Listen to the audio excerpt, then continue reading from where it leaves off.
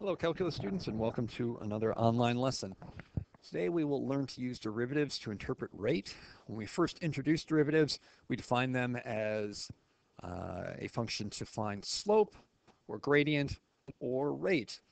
By talking about derivatives as rate rather than slope, we're able to apply these derivatives to more real-world sorts of situations where just looking at a graph is not the only purpose.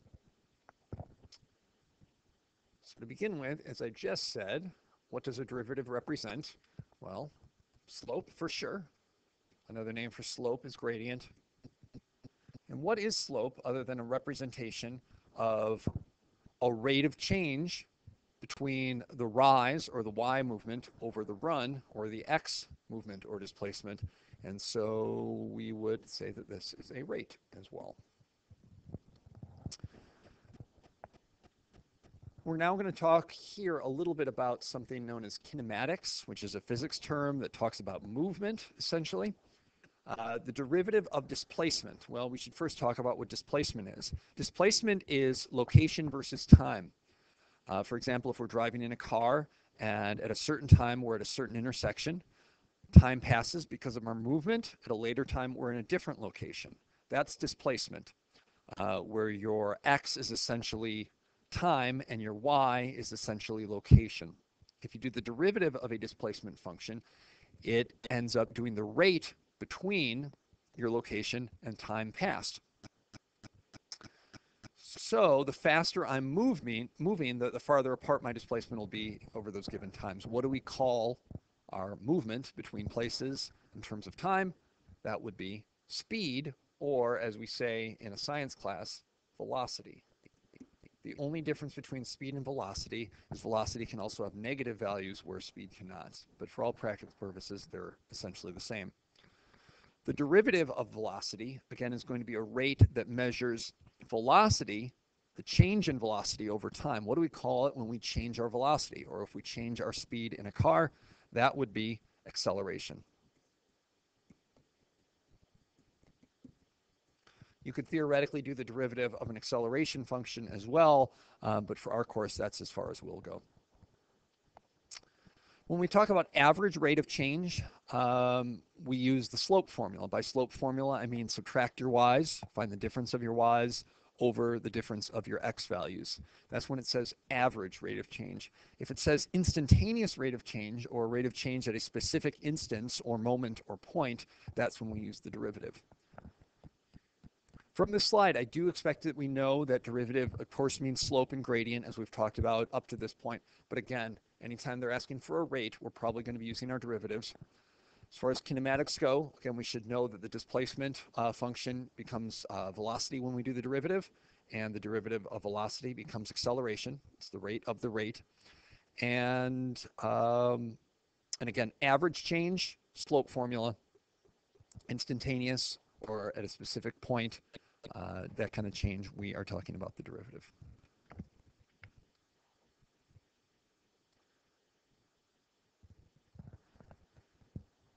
Example 1. If area, or a centimeter squared, is the area of a square with sides s centimeters, find, first bullet, the average rate of change in A as s changes from 4 centimeters to 4.5 centimeters. So in this particular problem, you'll see the word average rate of change. Like I said, that would be using our slope formula.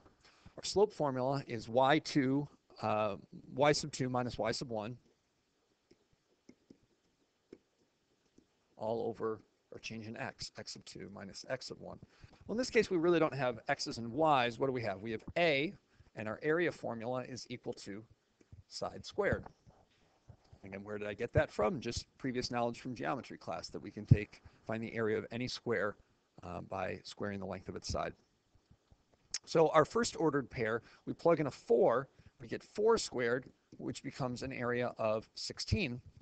Our second one, if we input 4.5 and we square that, we end up with 20.25. So that should have been squared. So if I want to indicate the average rate of change as we change from 4 centimeters to 4.5 centimeters, I could do that thusly. I take my y values, 20 0.25, these are my outputs, and put that over my inputs, 4.5 minus 4. In the numerator, I'll have 4.25. In the denominator, I'll have 0.5. And when I divide those, I end up with 8.5. We can talk about units by simply thinking back to our derivatives. Now, normally when we do a derivative, when we'd have y equals some function, we could write the derivative as y prime, f prime of x, or we could write it dy dx, meaning the derivative of y in terms of x. Well, that little expression there is not only useful as a way to indicate derivative, it also helps you tell your labels. And so we do our label of our y over the label of our x. In this case, our y, or our output, was area, so centimeters squared, and our x was centimeters. So this unit would be centimeters squared per centimeter. One might argue those just cancel out, and I probably wouldn't be one to stand in that way. But again, the idea is that we're growing by 8.5 square centimeters for every centimeter we increase by at that time. So centimeters squared per centimeter would be our label. Bullet point number 2, it says instantaneous rate of change. So here we want to know at an exact moment. We're not averaging anything. We're not finding over time. So we are going to use our derivative. If we go back to our original function, we had a equals s squared. So the derivative of a in terms of s is going to be equal to 2s. Again, just using our shortcut for derivatives in seconds. So when s is 4, our derivative is going to be 2 times 4, which gives us 8. Again, centimeters squared per centimeter. All right, so that is rates of change using derivatives.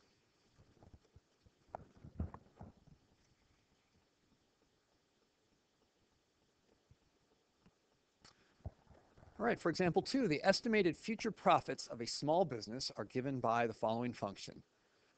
P of t equals 2t squared minus 12t plus $118,000, where t is time in years from now. What is the current annual profit? Well, again, this function measures or has an input of time. If I want the current profit, again, t is time in years from now. Well, how many years from now is right now? Currently, it's 0 years from now. So I would take t of 0, plugging in 0 for my time. I have 2 times 0 squared plus or minus 12, times 0 plus 118. Again, this is in thousands of dollars. Well, all of my zeros, of course, essentially cancel out or become 0, 0 minus 0, and so I'm just left with $118,000.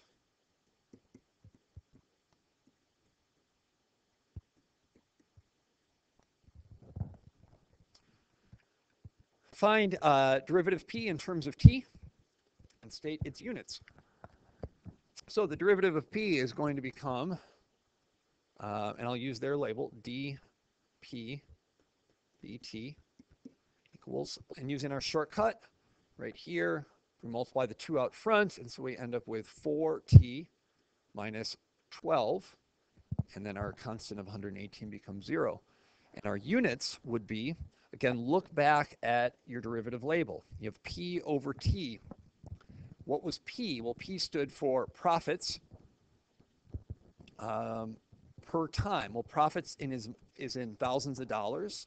So this is 4t minus $12,000. Oops,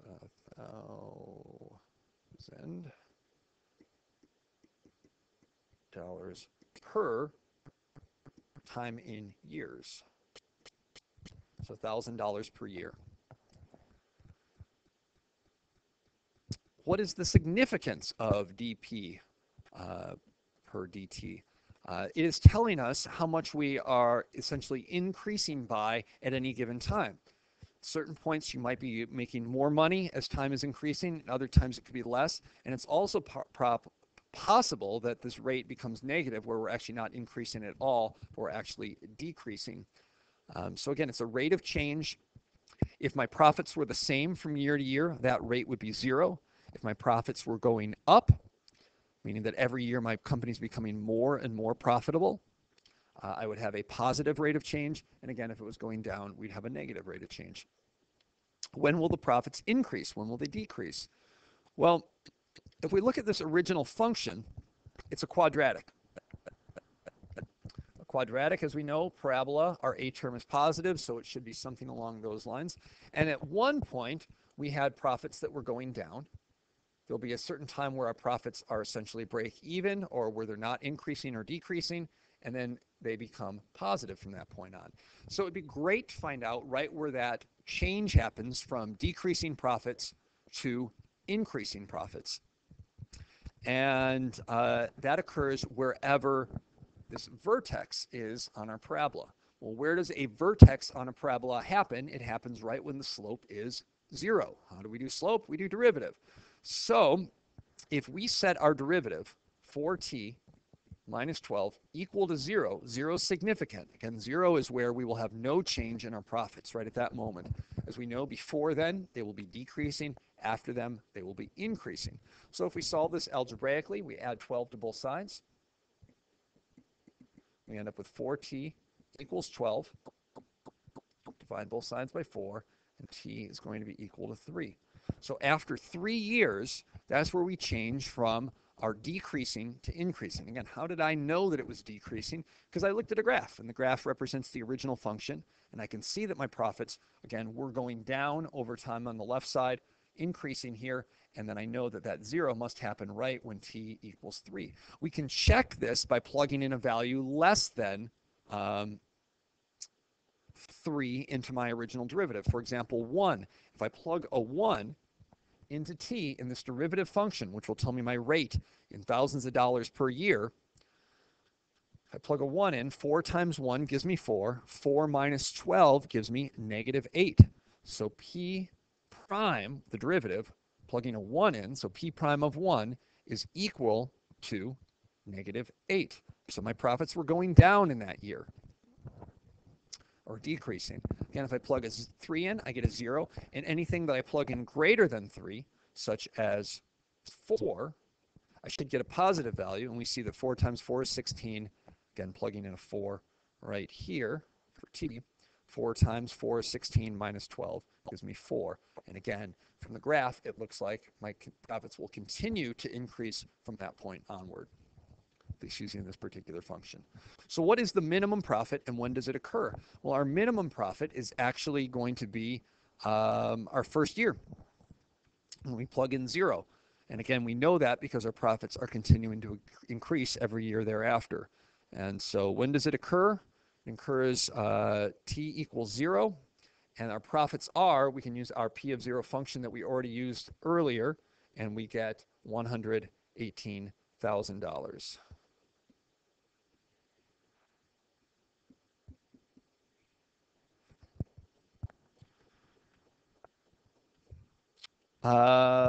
Last but not least, find the values of t equals 4, t equals 10, and t equals 25, putting it into our derivative function, not our original one. Well, I just did 4. I plugged that in. I could plug 10 in as well, and I get p prime of 10 is going to be equal to, 40 minus 12, so $28,000 per year. And then p prime of 25 is going to be equal to 88,000 per year. So what do they represent? Well, t equals 4. 4 years from now, this company will be growing at a rate of $4,000 per year. 10 years from now, our company will be growing at a rate of $28,000 per year. And 25 years from now, our company will be growing at $88,000 per year. That's what those figures represent.